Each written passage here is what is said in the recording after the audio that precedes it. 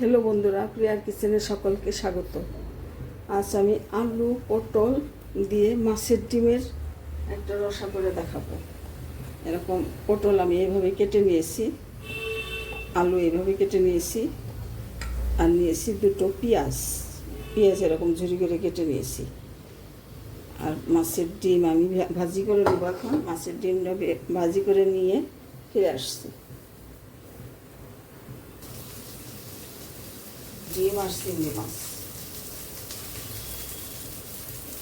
এটা কাতলা মাছের ডিম আর কটা চিংড়ি মাছ একসাথে ভাজি করে নিয়েছি।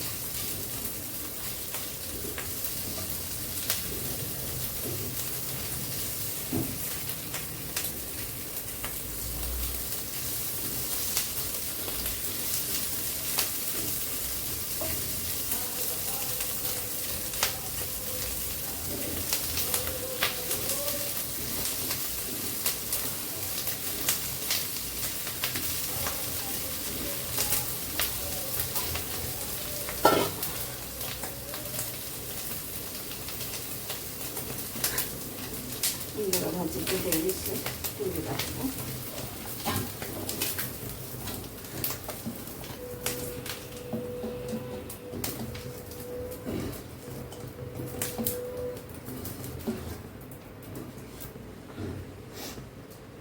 এরকম লাল করে ভাজি করে নিয়েছি।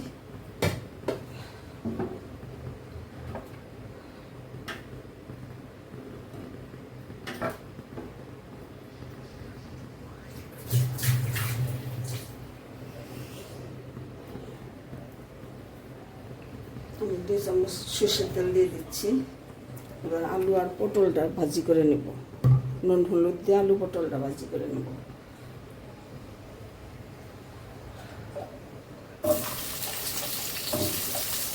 পটল বেশি দিইনি, একটা পটল দিয়েছি।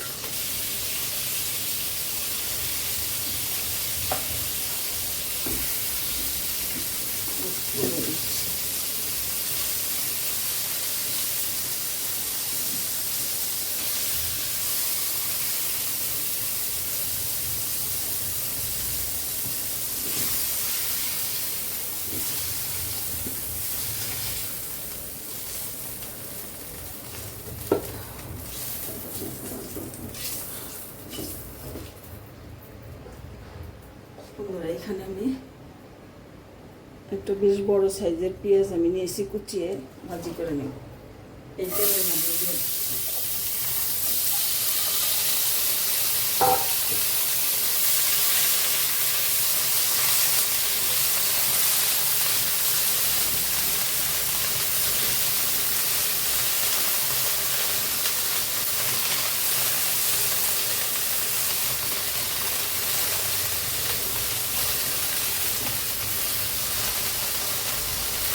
পেঁয়াজটা লাল লাল করে ভাজি করে নেব।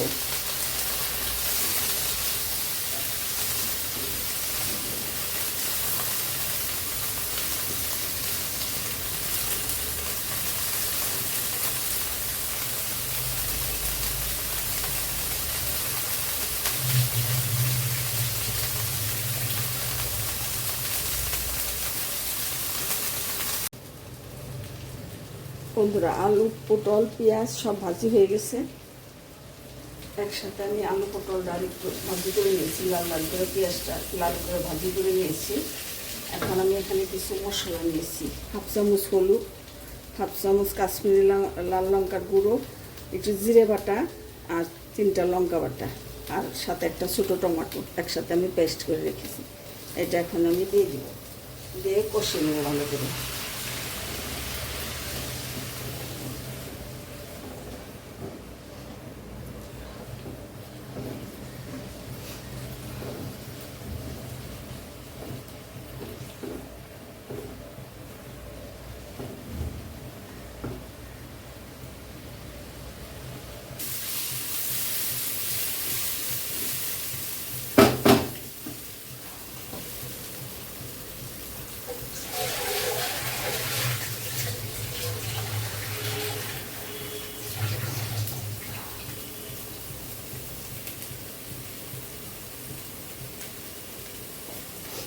আমি এবার জল দিয়ে দিচ্ছি, কষানো হয়ে গেছে।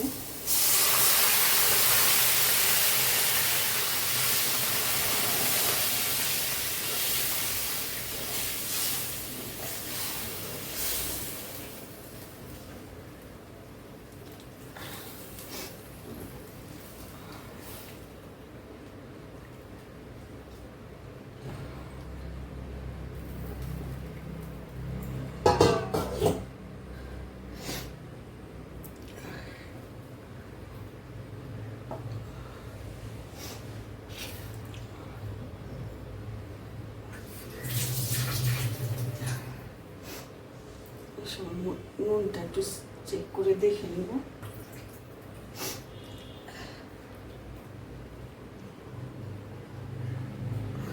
দেখো বন্ধুরা, এখন চুলার হিটটা কমিয়ে দিয়ে আমি একদম চাপা দিয়ে রেখে দেব, ঢাকনা দিয়ে কিছুক্ষণ লো হিটে সেদ্ধ হতে দেব।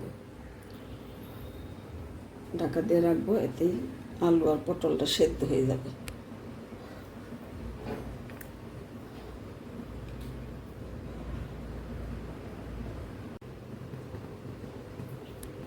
দেখো ডিম মাছের ডিম, আলু আর চিংড়ি মাছ আর পটল একসাথে রসাটা আমি রান্না করেছি। চিংড়ি মাছ আর মাছের ডিম দেওয়াতে এটা রসাটা খুব সেন্ট হবে, খুব ভালো লাগবে খেতে। আমি এখন একটু গরম মশলা পাউডার দিয়ে নামিয়ে নিচ্ছি। তোমরা দেখতে থাকো। আলু পটল ভালোভাবে সব সেদ্ধ হয়ে গেছে, মাছের ডিমটাও একদম নরম হয়ে গেছে। আমি এখন নামিয়ে নিয়ে ফিরে আসছি।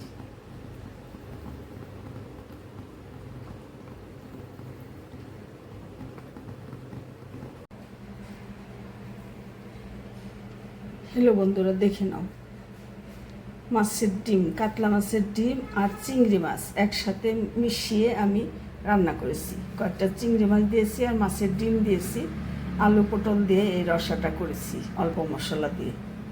খেতে খুবই সুস্বাদু। তোমরা এইভাবে করে খেয়ে দেখো। রেসিপিটা ভালো লাগলে কমেন্ট করে জানিও। চ্যানেলটা সাবস্ক্রাইব করে আমার সাথে থেকো। ধন্যবাদ বন্ধুরা, তোমরা সকলে ভালো থাকো।